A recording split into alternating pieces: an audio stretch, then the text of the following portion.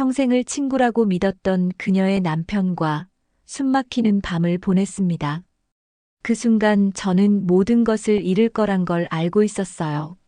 하지만 차가운 빛 속에서 그의 손끝이 내 손을 찾아왔을 때 나는 그 손을 뿌리칠 수 없었습니다. 죄책감에 몸을 떨면서도 그 체온이 사라지지 않길 바랐어요. 단 한 번의 위로가 우리의 인생을 송두리째 무너뜨렸습니다. 그날 이후 우리는 서로의 목소리를 기다리면서도 두려움에 떨었어요.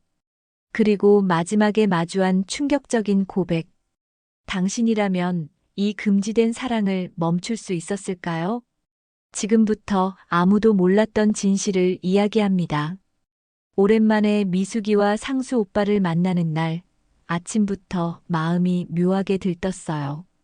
평소라면 거실 구석에 앉아 라디오를 듣다가 하루를 흘려보냈을 텐데, 오늘은 달랐어요. 거울 앞에 서서 한참 동안 머리를 빗었어요.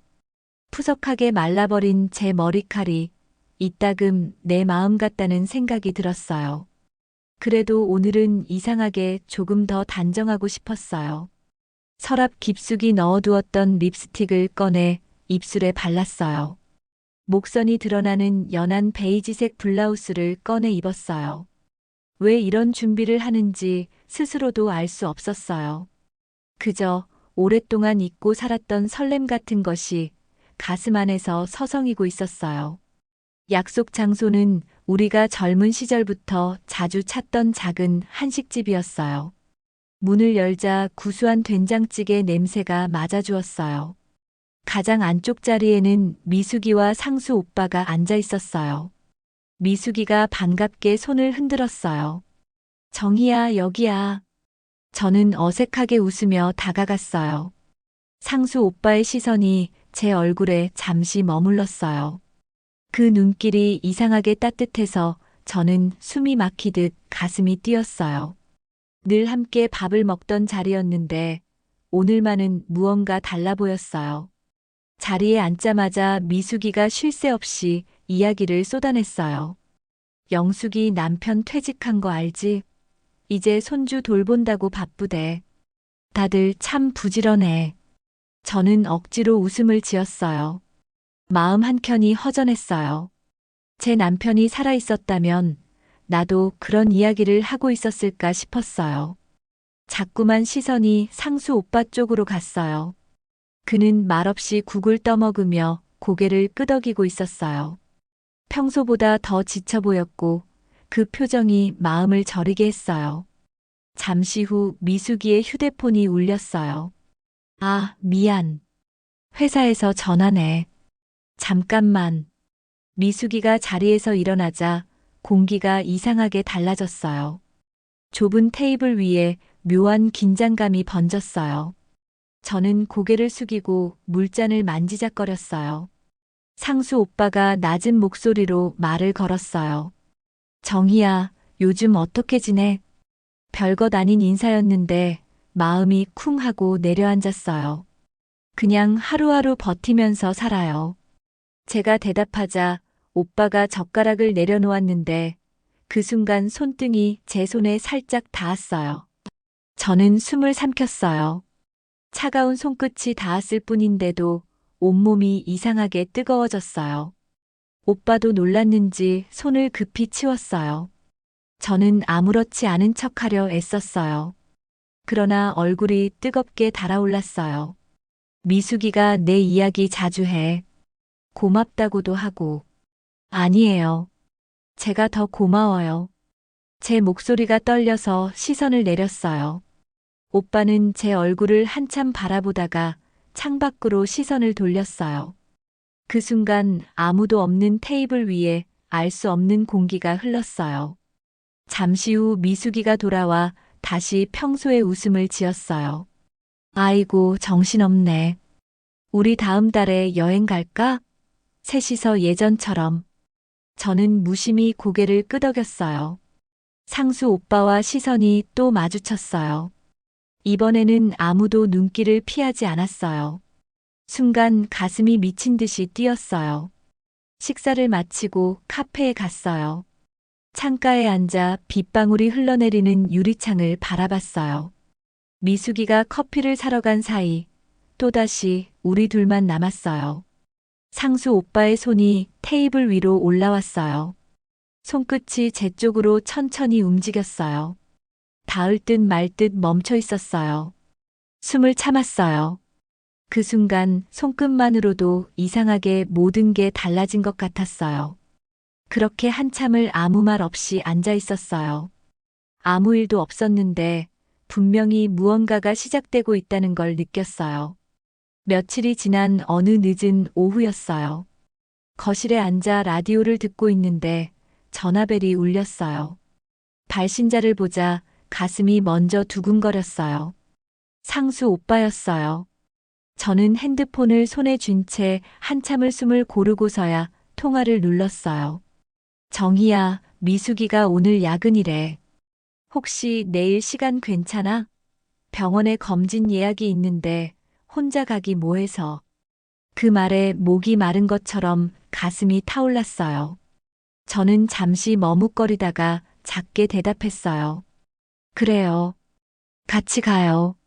전화를 끊고 나니 손끝이 떨렸어요. 꼭 미숙이의 부탁이 아니라 오빠가 저를 필요로 한 것 같아서 그게 이상하게도 마음을 뒤흔들었어요. 그날 밤 저는 오랜만에 옷장을 열어두고 서 있었어요. 어떤 옷을 입어야 할지, 어떤 얼굴로 오빠를 마주해야 할지 고민했어요. 결국 담백한 남색 블라우스를 꺼냈어요. 거울 앞에 서서 단추를 한 번 더 고르고 머리카락을 다듬었어요. 손등에 립스틱 자국이 묻을 만큼 긴장했어요. 저도 모르게 내 모습이 우습고 또 슬펐어요. 누군가를 이렇게 기다린 적이 언제였을까요? 아침에 병원 앞에 도착했을 때 오빠가 먼저 와 있었어요. 짙은 베이지색 점퍼 차림이었어요. 멀리서 제 얼굴을 보고 가만히 손을 흔들었어요. 그 모습이 왠지 외롭고 쓸쓸해 보였어요. 저는 조심스럽게 다가가 인사를 건넸어요. 일찍 오셨네요. 그냥 잠이 안 와서 일찍 나왔어. 오빠는 그렇게 말하며 잠시 웃었어요. 그 웃음이 마음을 무너뜨리는 것 같았어요. 병원 복도에 나란히 앉아 진료를 기다리는 동안 저는 오빠의 옆모습을 자꾸 훔쳐봤어요. 깊어진 눈과 주름, 지쳐 보이는 턱선, 그리고 허리를 살짝 구부린 앉은 모습까지 다 애잔해 보였어요. 오빠가 시선을 느꼈는지 고개를 돌렸어요. 정희야, 내가 와줘서 다행이야. 저는 대답 대신 고개만 끄덕였어요. 그 순간 손끝이 살짝 떨렸어요. 진료를 마치고 나오자 빗방울이 흩날리고 있었어요. 우산을 챙기지 못해 잠시 현관에 서 있었어요. 오빠가 코트를 벗어 제 어깨에 걸쳐 주었어요. 그 순간 등에 닿은 따뜻한 온기가 숨을 막히게 했어요. 저는 고개를 들지 못하고 코끝이 시큰해졌어요. 우리 커피 한잔하고 갈래? 오빠가 조용히 물었어요. 저는 대답하지 못한 채 코트를 꼭 움켜쥐었어요. 근처 카페에 들어가 창가 자리에 앉았어요. 빗물이 유리창을 따라 천천히 흘러내렸어요. 오빠는 종이컵을 손에 쥔 채 한참을 말이 없었어요. 그러다 낮은 목소리로 말을 꺼냈어요. 미숙이랑은 요즘 말이 잘 안 통해. 예전 같지가 않아. 그 말을 듣자 가슴이 서늘해졌어요. 차라리 몰랐으면 좋았을 이야기였어요. 저는 괜히 종이컵을 만지작거렸어요. 그래도 오빠가 있잖아요. 미숙이도 가족도. 가족 그런데도 이상하게 더 외로워. 내가 있어서 그나마 버틸 수 있었어. 그 말이 귀에 닿는 순간 머릿속이 하얘졌어요. 저는 아무 말도 할 수 없었어요. 오빠의 손이 테이블 위로 조심스럽게 올라왔어요. 손등이 제 손끝을 스쳤어요. 이번에는 그 손길을 피하지 못했어요. 숨이 떨리듯 흘러나왔어요. 아무도 보지 않는 창가 자리에서 저는 그 손길에 천천히 마음이 무너지는 걸 느꼈어요. 돌아오는 길에 오빠가 조용히 제 옆에 섰어요. 오늘 고마웠다. 그 목소리가 낮고 부드러워서 걸음을 멈출 뻔했어요. 오빠도 고마워요. 짧은 인사를 하고 돌아서는데 제 등 뒤로 오빠의 시선이 오래 머무는 게 느껴졌어요. 그 순간 빗물에 젖은 공기마저 달라 보였어요. 아무 일도 일어나지 않았는데 모든 게 달라졌다고 느꼈어요. 며칠이 지났어요. 이상하게도 그날의 기억이 자꾸 머릿속을 맴돌았어요. 병원 복도에 나란히 앉아 있었던 순간 빗물이 흐르던 카페 창가, 그리고 오빠의 손이 내 손끝을 스쳐 지나간 감촉이 사라지지 않았어요. 매일 같은 자리에서 라디오를 틀어놓고 앉아 있어도 그저 허공만 바라보게 되었어요. 저는 스스로에게 수없이 되물었어요. 이건 그냥 동정일까? 아니면 대답은 나오지 않았어요. 대신 심장이 하루에도 몇 번씩 쿵 하고 내려앉았어요. 저녁 무렵 오빠에게서 메시지가 왔어요. 정희야, 잘 지내지? 혹시 내일 저녁 시간 돼? 그 문장을 읽자마자 손끝이 얼어붙는 것 같았어요. 잠시 숨을 고르고 답장을 썼어요. 네, 시간 돼요. 보내고 나니 마음이 이상하게 후련했어요. 그러면서도 미숙이 얼굴이 떠올라 미안함이 목까지 차올랐어요. 다음 날 저녁 오빠와 만나기로 한 작은 카페에 먼저 도착했어요. 테이블 위에 놓인 물컵을 바라보며 손가락을 떨고 있었어요. 잠시 후 문이 열리고 오빠가 들어왔어요. 코트에 묻은 겨울비 자국이 금방 눈에 띄었어요. 그는 잠시 제 얼굴을 바라보다가 조용히 자리에 앉았어요. 추웠지? 오래 기다렸어? 괜찮아요. 오빠도 바빴을 텐데. 말이 끝나자마자 둘 다 입을 닫았어요. 카페 안에 잔잔한 음악만 흘렀어요. 저는 커피잔을 두 손으로 감싸 쥔 채 무언가를 고백할까 말까 머뭇거렸어요. 한참이 지나서야 오빠가 입을 열었어요. 정희야, 나 사실 요즘 너무 외롭다. 집에 있어도 숨이 막히는 기분이야. 미숙이랑은 그냥 같은 지붕 아래 있는 사람 같아. 그 말이 귓가에 닿는 순간 심장이 내려앉았어요. 저는 시선을 내리고 조용히 대답했어요. 나도 그래요. 오빠. 집에 있어도 아무도 없는 것 같아요. 목소리라도 들으면 좀 낫지 않을까 해서 라디오를 틀어놔요. 말이 끝나자 눈물이 차올라 고개를 더 숙였어요. 오빠의 손이 천천히 테이블 위로 다가왔어요. 이번에는 손등이 아니라 제 손바닥 위에 조심스럽게 얹혔어요. 그 손길이 너무 따뜻해서 저는 그 자리에서 울어버릴 것 같았어요. 오빠의 손이 내 손을 살짝 쥐었어요. 아무 말 없이 그저 서로의 체온만 느끼며 잠시 앉아 있었어요. 그 순간 더 이상 변명할 수 없다는 걸 깨달았어요. 이건 단순한 위로가 아니라는 걸 둘 다 알고 있었어요. 손끝에 닿은 감정이 죄책감인지 설렘인지 분간이 안 되었어요. 오빠가 조용히 손을 거두며 말을 이었어요. 정희야, 우리가 이러면 안 되는 거 아는데. 그런데 자꾸 내가 생각나. 그 목소리가 너무 낮아서 숨을 고르지 않으면 눈물이 쏟아질 것 같았어요. 나도 그래요. 오빠. 그 말을 하고 나서야 숨이 가빠졌어요. 제 입에서 그런 고백이 흘러나올 줄 몰랐어요. 카페를 나와서도 아무 말 없이 걸었어요. 겨울비가 조금씩 내리고 있었어요. 오빠가 코트를 벗어 제 어깨에 걸쳐 주었어요. 그 순간 뺨에 닿은 빗물인지 눈물인지 구분이 되지 않았어요. 발걸음을 멈추려 했지만 오빠가 살짝 제 손목을 잡았어요. 조심히 들어가. 그 손끝이 떨리고 있었어요. 저는 고개를 끄덕이며 도망치듯 몸을 돌렸어요. 집에 돌아오자마자 문에 등을 기댄 채 숨을 골랐어요. 심장이 아프게 뛰었어요. 아무 일도 없었는데 그날 밤이 잊혀지지 않을 걸 알았어요. 손바닥에 남은 온기가 천천히 번져서 가슴을 태웠어요. 그 순간 문득 깨달았어요. 이제는 되돌릴 수 없다는 걸요. 그날 이후로 저는 일부러 오빠를 피하려고 애썼어요. 미숙이와 통화할 때도 아무 일 없다는 듯 웃으며 대했어요. 하지만 마음은 그렇지 않았어요. 오히려 오빠의 얼굴이 더 자주 떠올랐어요.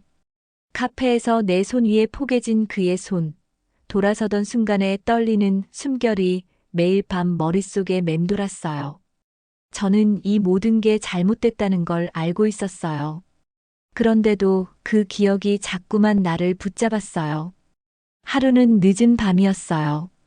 침대에 누워 라디오를 듣고 있었는데 휴대폰 화면이 켜졌어요. 상수 오빠의 이름이 조용히 깜빡였어요. 저는 한참을 망설이다 통화를 눌렀어요. 정희야, 미안해. 이 시간에. 아니에요, 오빠. 무슨 일 있어요? 오빠의 숨소리가 귀에 닿았어요. 그 순간 전화를 끊어야겠다고 생각했어요. 그런데도 손이 움직이지 않았어요. 그냥 목소리 듣고 싶었어. 오늘따라 더 외롭더라. 그 말이 귓속을 파고들었어요. 저도 모르게 베개에 얼굴을 묻었어요. 나도 그래요. 오빠. 그 한마디가 입에서 흘러나오자 모든 다짐이 허무하게 무너졌어요. 우리는 아무 말 없이 서로의 숨소리를 들었어요. 그 시간 동안 나는 내가 어떤 경계도 지키지 못하고 있다는 걸 깨달았어요. 그런데도 통화를 끝낼 수 없었어요. 오히려 그 조용한 어둠 속에서 오빠의 숨결을 더 가까이 느끼고 싶었어요. 정희야. 오빠가 낮게 내 이름을 불렀어요. 그 목소리가 이상하게 가슴을 저렸어요. 내일 잠깐 볼 수 있을까? 저는 숨을 고르며 대답했어요. 그래요. 어디로 갈까요? 그냥 우리 예전에 자주 갔던 공원으로. 전화를 끊고 나서도 한참 동안 핸드폰을 손에 쥔 채 멍하니 앉아 있었어요. 죄책감이 밀려왔어요. 하지만 그 감정보다 더 큰 것이 있었어요. 바로 오빠를 만나고 싶다는 갈망이었어요. 다음 날 공원에 도착했을 때 이미 해가 저물고 있었어요. 겨울 바람이 옷깃 사이로 스며들었어요. 오빠가 벤치에 앉아 있었어요. 저를 보자 미소를 지었어요. 그 얼굴이 한없이 쓸쓸해 보여서 가슴이 저려왔어요. 춥지 않아요? 제가 묻자 오빠가 고개를 저었어요. 이상하지? 내 얼굴 보니까 좀 따뜻해진다. 그 말에 숨이 막혔어요. 저는 아무 말 없이 오빠 옆에 앉았어요. 잠시 정적이 흘렀어요. 오빠의 손이 조심스럽게 내 손목 위에 얹혔어요. 이번에는 피하지 않았어요. 차가운 손끝이 내 맥박 위에 닿았어요. 심장이 터질 것 같았어요. 정희야, 내가 이런 말하면 안 되는 거 아는데. 오빠의 목소리가 떨렸어요. 나도 알아요. 그런데 나도 오빠랑 있으면 살아있는 것 같아요. 그 말을 하고 나서야 숨을 고를 수 있었어요. 오빠가 내 손을 더 꼭 쥐었어요. 그리고 얼굴을 내 쪽으로 기울였어요. 저는 고개를 떨군 채 눈을 감았어요. 볼에 닿은 따뜻한 숨결이 온몸을 감쌌어요. 그 순간 세상이 조용해졌어요. 바람 소리도 멀리서 들리던 차 소리도 사라진 것 같았어요. 오빠가 이마를 내 이마에 살짝 기댔어요. 짧은 숨결이 섞였어요. 저는 눈을 떴어요. 오빠의 눈동자가 너무 가까이 있었어요. 아무도 보지 않는 어둠 속에서 우리는 서로의 숨소리를 들으며 아주 오래 머물렀어요. 집에 돌아오는 길, 저는 손등에 남은 따뜻함이 사라지지 않아 애써 주머니에 손을 넣었어요. 아무 일도 일어나지 않았다고 스스로를 달랬어요. 하지만 마음속에서는 이미 커다란 무언가가 자라나고 있다는 걸 느꼈어요. 그 밤 저는 처음으로 스스로에게 솔직해졌어요. 이제는 더 이상 이 마음을 부정할 수 없다고 인정했어요. 그날 이후로 저는 더 이상 핑계를 대지 않았어요. 오빠를 만나면 안 된다고 스스로를 다그치면서도 마음은 매번 다른 답을 준비했어요. 한 번만 더, 오늘까지만. 그렇게 매번 스스로를 속였어요. 하지만 그 속임수가 점점 더 달콤해지고 있었다는 걸 알고 있었어요. 겨울비가 내리던 밤이었어요. 거실 창문에 빗물이 쉴 새 없이 흘러내렸어요. 라디오에서 흘러나오던 노래 가사도 벽에 걸린 시계 초침 소리도 이상하게 쓸쓸하게 들렸어요. 그때 문득 휴대폰이 울렸어요. 오빠였어요. 정희야, 미안한데 지금 내 얼굴 좀 볼 수 있을까? 그 말에 가슴이 철렁 내려앉았어요. 이유를 묻고 싶었어요. 그런데 아무 말도 할 수 없었어요. 어디에 있어요? 내 집 근처야. 그 짧은 대화로 모든 게 결정됐어요. 현관문을 열었을 때 빗물에 젖은 오빠가 서 있었어요. 코트에 물방울이 맺혀 있었고 머리칼도 축 늘어져 있었어요. 그 얼굴이 한없이 지쳐 보여서 저는 아무 말 없이 문을 열어주었어요. 오빠는 현관에 서서 숨을 골랐어요. 저는 부엌으로 가 따뜻한 차를 준비했어요. 주전자에 물이 끓는 소리가 낯설게 크게 들렸어요. 등 뒤에서 오빠의 목소리가 낮게 떨렸어요. 정희야, 나 요즘 너무 힘들어. 그 한마디에 손이 멈췄어요. 주전자를 내려두고 돌아섰어요. 오빠의 시선이 내 얼굴에 닿았어요. 숨이 막혔어요. 아무도 먼저 다가오지 않았어요. 하지만 둘 다 알고 있었어요. 오늘이 다를 거라는 걸요. 저는 천천히 오빠 쪽으로 걸어갔어요. 빗물이 묻은 코트 자락이 내 손등에 스쳤어요. 그 차가움이 이상하게 가슴을 달아오르게 했어요. 오빠가 내 어깨에 조심스럽게 손을 얹었어요. 순간 숨이 깊어졌어요. 그 손길이 너무 조심스러워서 더 간절하게 느껴졌어요. 저는 고개를 들어 오빠를 바라봤어요. 오빠의 눈동자가 흔들리고 있었어요. 정희야, 이러면 안 되는 거 알아. 그런데 저도 알아요. 그 말을 하고 나니 목이 메었어요. 오빠의 이마가 내 이마에 닿았어요. 젖은 머리칼에서 빗물이 떨어져 내 볼을 타고 흘러내렸어요. 저는 눈을 감았어요. 손끝이 떨렸어요. 오빠의 두 손이 내 얼굴을 감싸 쥐었어요. 그 순간 세상이 사라진 것 같았어요. 숨소리만이 귀에 들렸어요. 아무도 보지 않는 좁은 거실에서 우리는 오래도록 서로의 체온에 기대 있었어요. 볼에 닿은 오빠의 숨결이 너무 가까워서 더 이상 어떤 거리도 남아있지 않았어요. 정희야. 오빠가 낮게 내 이름을 불렀어요. 저는 아무 대답도 하지 못했어요. 그 대신 조심스럽게 이마를 그의 가슴에 기댔어요. 오빠의 심장이 빠르게 뛰고 있었어요. 그 소리가 내 귓가를 울렸어요. 그 순간 무언가가 부서지는 소리가 마음에서 들렸어요. 죄책감, 두려움, 망설임이 한꺼번에 쏟아져 내렸어요. 그런데도 나는 그 자리에 서 있었어요. 아무 일도 하지 못한 채 오히려 더 가까이 다가가고 싶었어요. 오빠가 내 어깨를 더 단단히 끌어안았어요. 그 온기에 눈물이 차올랐어요. 이제 아무것도 변명할 수 없다는 걸 알았어요. 하지만 그저 숨이 막히도록 그 품에 있고 싶었어요. 그 밤 오빠는 아무 말 없이 내 손을 잡고 있었어요. 서로를 바라보지 못한 채 부서진 마음을 함께 안고 있었어요. 아침이 밝아올 때까지 우리는 그렇게 조용히 앉아 있었어요. 밤이 사라지고 빗물이 멈춘 창문 너머로 희미한 햇살이 비쳐왔어요.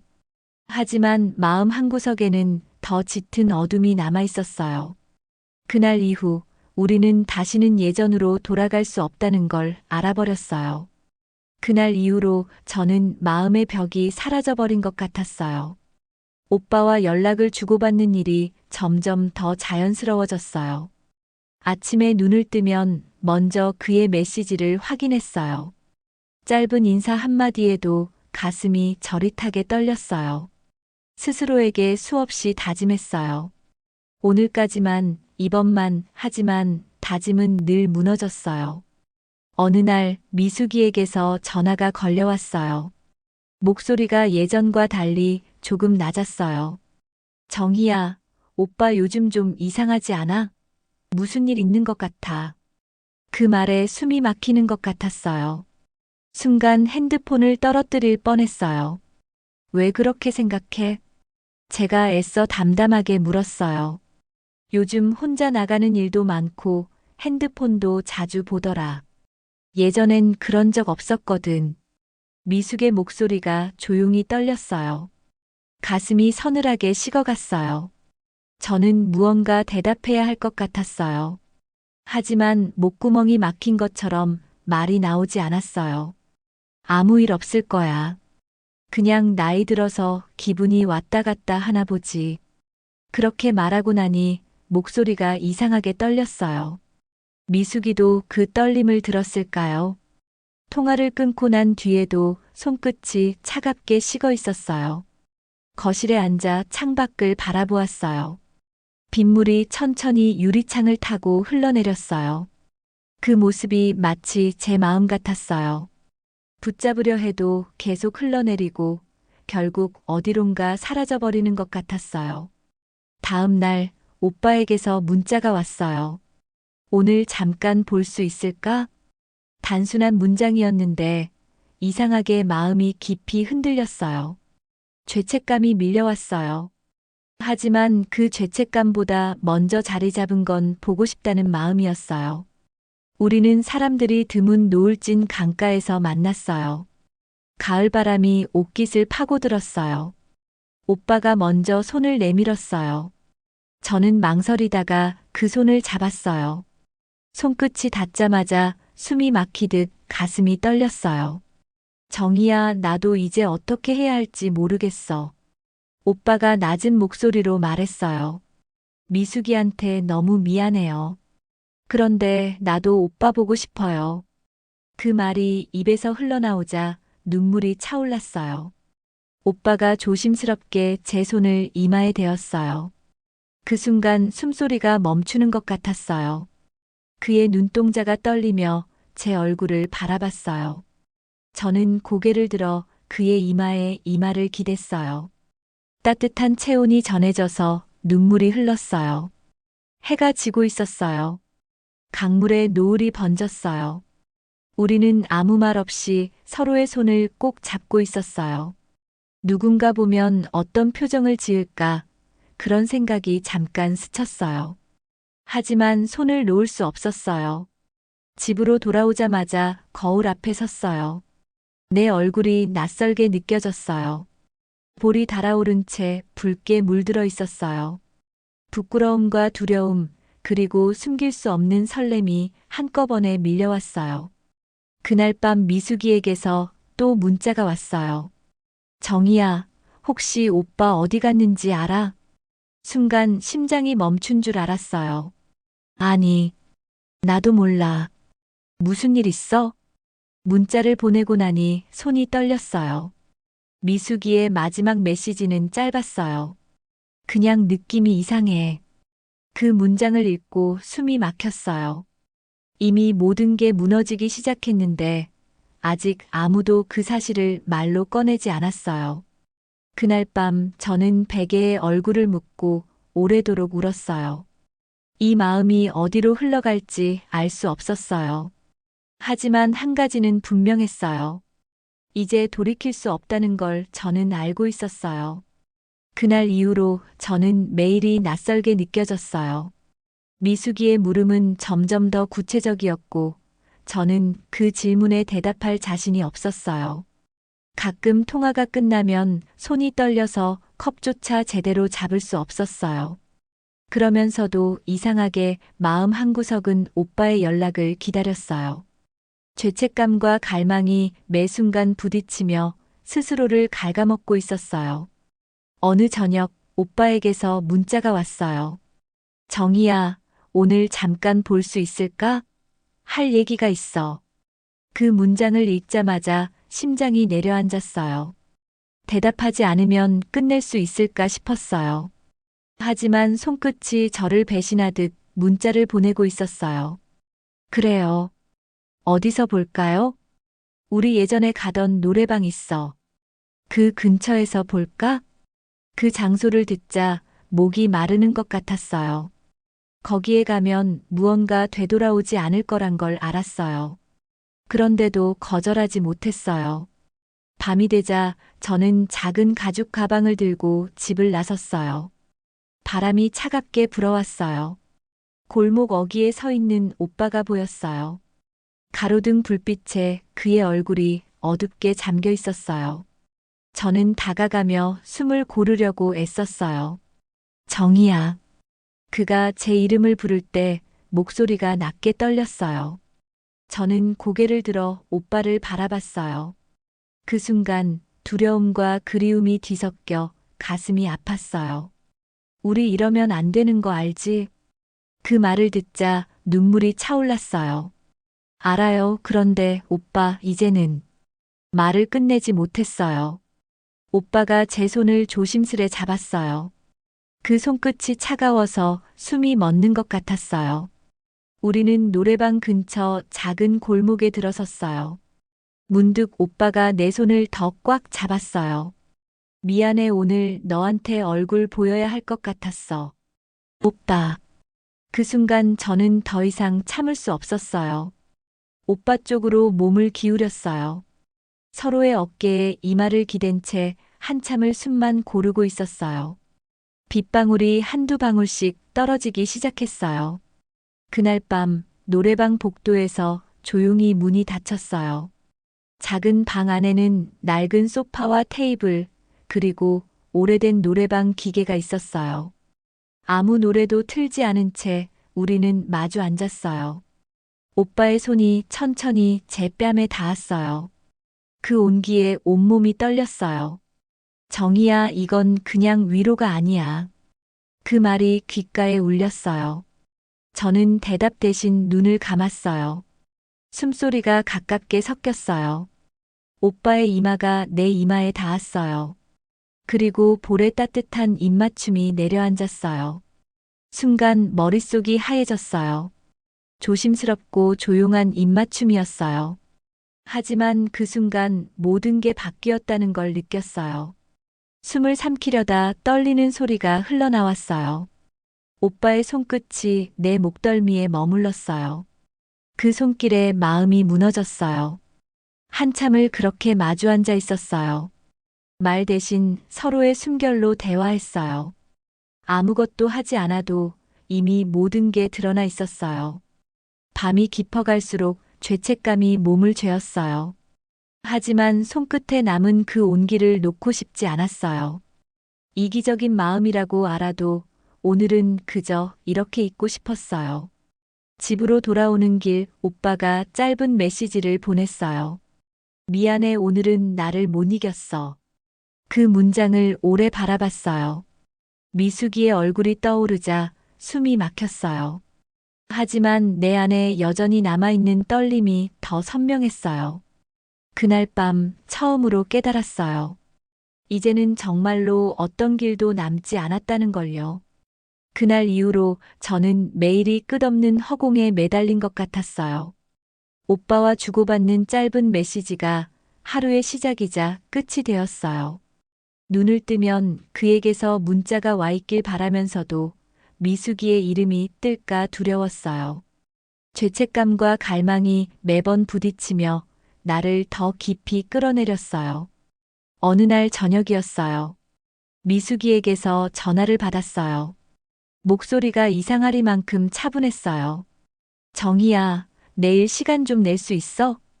그 한마디에 가슴이 쿵 하고 내려앉았어요. 왜?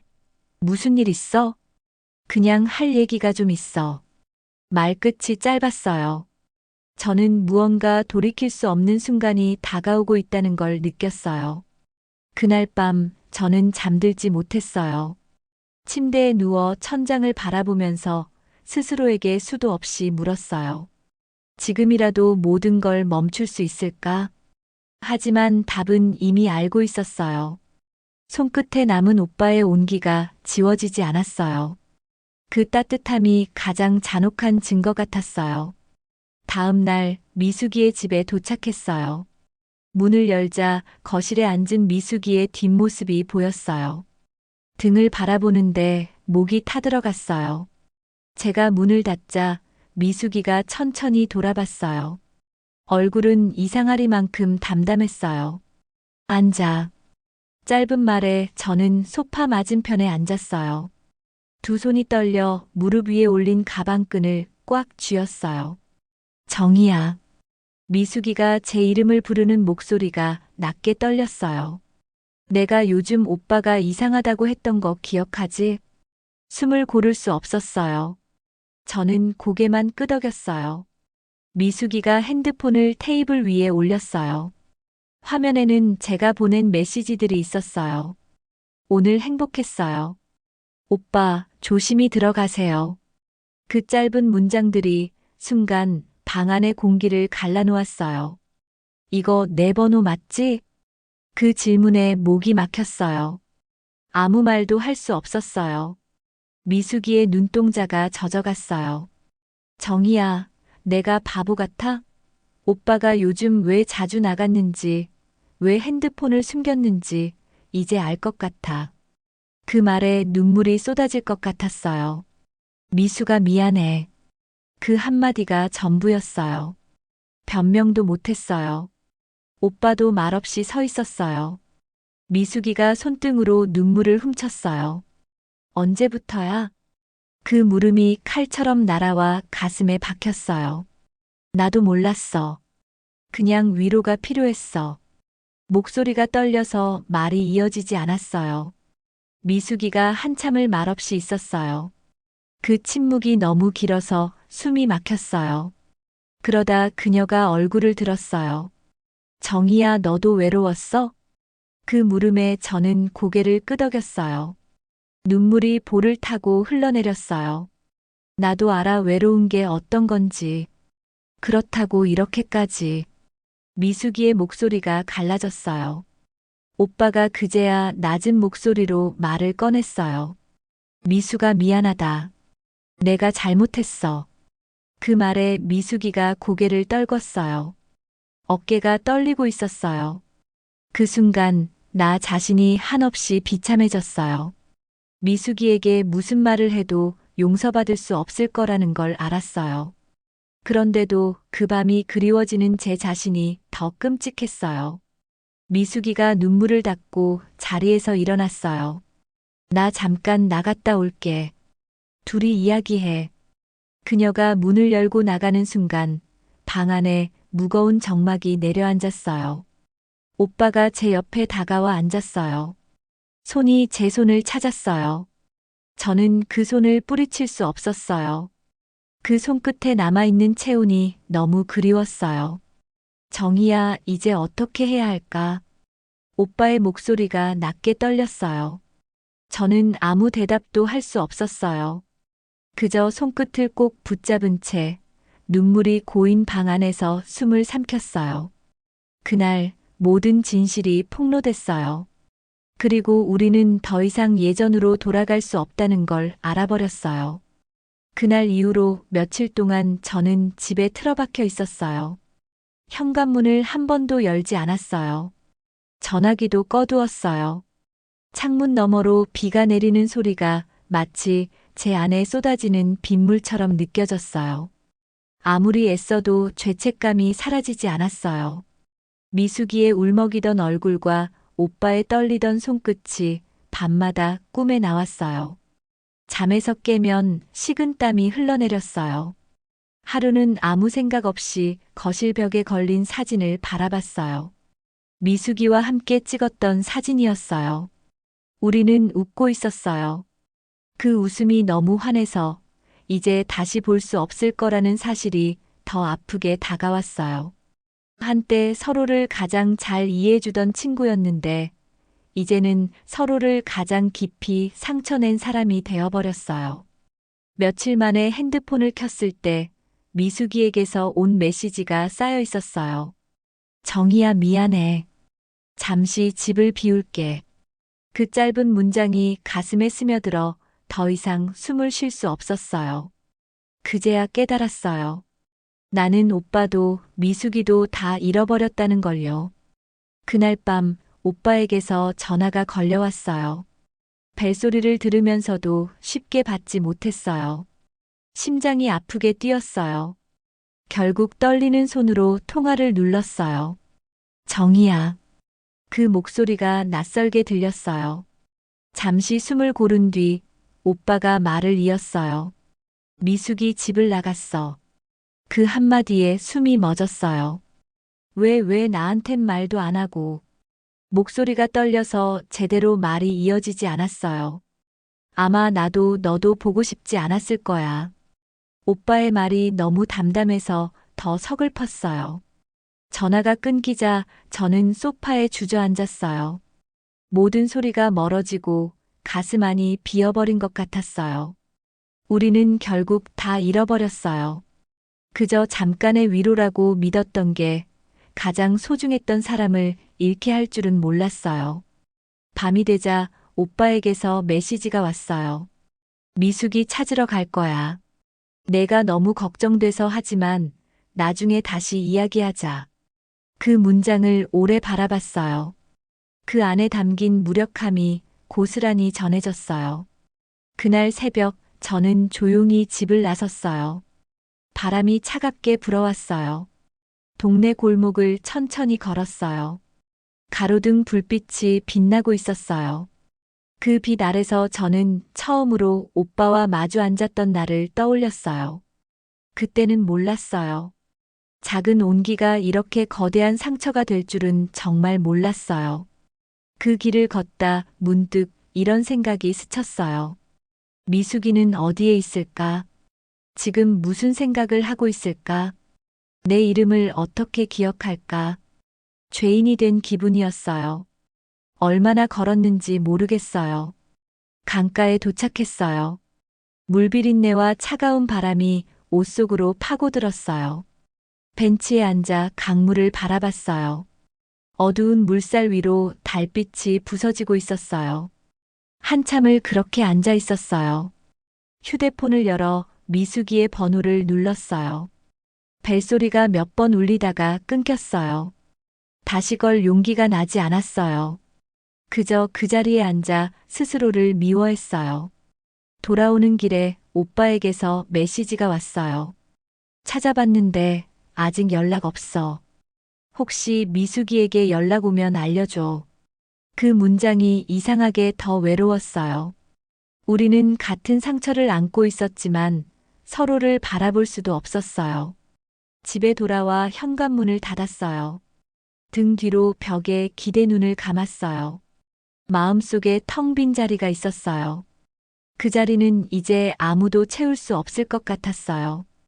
그날 밤 처음으로 깨달았어요. 이제는 미숙이도 오빠도 예전의 나도 되돌릴 수 없다는 걸요.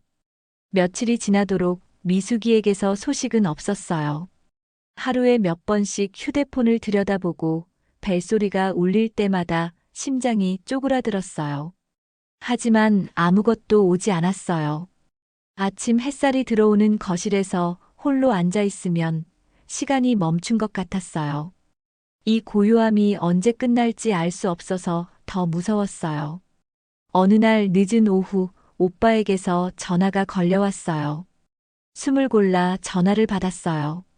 정희야, 미숙이 연락 왔어. 그 말을 듣자마자 숨이 막히듯 가슴이 조여왔어요. 어디 있어요? 괜찮대요? 제 목소리가 떨렸어요. 오빠는 잠시 말을 고른 뒤 조용히 대답했어요. 친정에 가 있다고 당분간은 혼자 있고 싶대.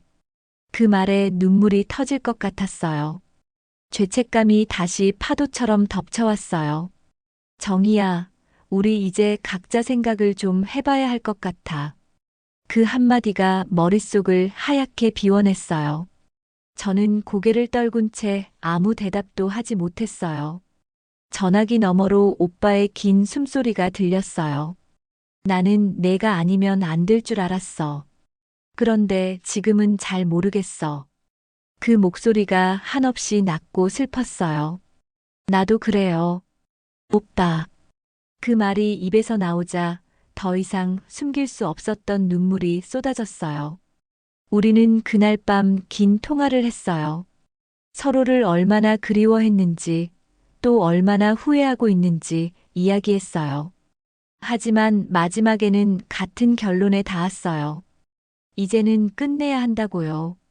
서로의 상처를 더 이상 키워서는 안 된다고요. 다음 날 오빠가 마지막으로 보자고 했어요. 우리는 처음 만났던 작은 공원에서 마주 앉았어요. 바람이 차갑게 불어왔어요. 낙엽이 바스락거리며 발밑을 스쳤어요. 정희야, 내가 있어서 행복했어. 하지만 그 행복이 너무 아프게 남았어. 오빠가 제 손을 잡았어요. 그 손이 너무 익숙해서 눈물이 고였어요.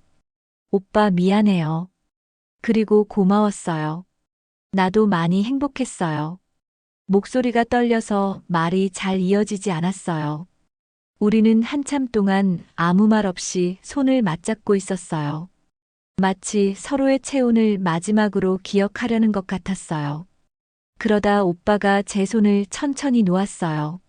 손끝에서 따뜻함이 사라지는 순간 가슴이 텅 비어버린 것 같았어요.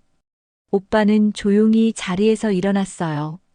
저는 그 뒷모습을 오래 바라봤어요. 그 모습이 점점 멀어지고 공원 끝에 서서 잠시 돌아보았어요. 그 눈길에 수없이 많은 감정이 담겨 있었어요. 후회, 슬픔, 그리고 아주 조금의 안도감이 섞여 있었어요. 오빠가 완전히 사라지고 나서야 저는 벤치에 앉았어요. 얼굴을 두 손으로 감싸 쥐었어요. 흘러내리는 눈물을 막을 수 없었어요. 하지만 그 눈물 속에는 이상하게도 작은 평온이 있었어요. 이제는 끝이라는 걸 받아들여야 할 것 같았어요. 집으로 돌아오는 길 공기가 낯설게 느껴졌어요. 매일 오빠의 목소리를 기다리던 시간이 이제 사라졌다는 사실이 믿기지 않았어요. 하지만 마음 한구석이 조금은 가벼워졌어요. 미숙이에게 더 이상 거짓말을 하지 않아도 된다는 안도감이 스며들었어요. 그날 밤 저는 오랫동안 미뤘던 편지를 썼어요. 수십 번쯤 썼다 지운 끝에 짧은 문장이 남았어요. 미수가 정말 미안해. 그리고 내 행복을 바랄게. 편지를 봉투에 넣고 나니 눈물이 또 흘러나왔어요. 하지만 이번에는 조금 덜 쓰라렸어요. 이제 저는 다시 혼자가 되었어요. 하지만 예전과는 조금 달랐어요. 상처를 인정하고 그 안에서 조금씩 스스로를 용서하기로 했어요. 그 밤 저는 거실불을 끄고 창가에 앉아 달빛을 바라봤어요. 달이 이상하게 부드럽게 빛나고 있었어요. 언젠가 시간이 더 지나면 이 모든 기억도 조금은 옅어질 거라고 생각했어요. 그리고 언젠가는 진심으로 웃을 수 있기를 바랐어요. 이제 모든 진실을 마주한 그녀는 다시 혼자가 되었지만 언젠가 다시 웃을 수 있을 거라 믿고 싶습니다. 혹시 당신도 비슷한 상처나 외로움을 겪어본 적이 있으신가요? 댓글로 당신의 이야기를 들려주세요. 그 따뜻한 말들이 오늘도 누군가의 마음을 위로할 수 있습니다. 이 영상이 마음에 닿았다면 좋아요와 구독 버튼으로 응원해주세요. 그리고 앞으로도 함께 이야기를 나눠주세요. 끝까지 시청해주셔서 감사합니다.